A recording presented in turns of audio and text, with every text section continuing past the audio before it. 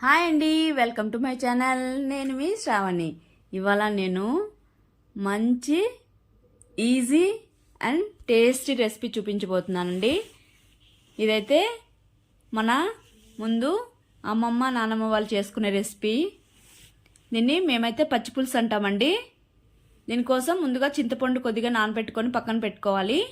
తర్వాత స్టవ్ మీద పాన్ పెట్టుకొని హీట్ ఎక్కిన తర్వాత ఇందులోకి ఆయిల్, అలానే జీలకర్ర, ఆవాలు, కరివేపాకు వేసుకోవాలి.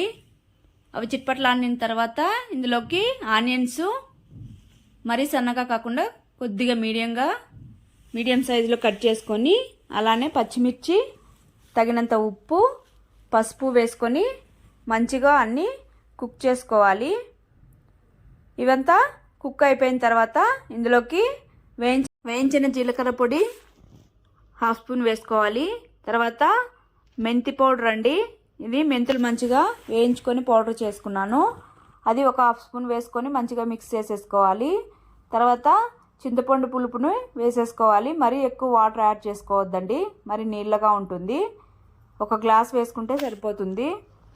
వేసుకొని అన్నీ మంచిగా ఒకసారి మిక్స్ చేసేసుకొని కుక్ అవనివ్వాలి. చూడండి, కుక్ అయిపోయింది.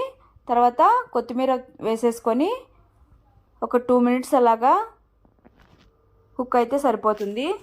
తర్వాత స్టవ్ ఆపేసుకొని సర్వ్ చేసేసుకోవడమే. ఇదైతే వేడి వేడి అన్నంలోకి అయితే మంచి టేస్ట్ ఉంటుందండి.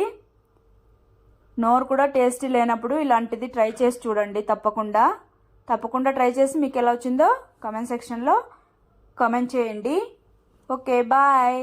Thank you for watching.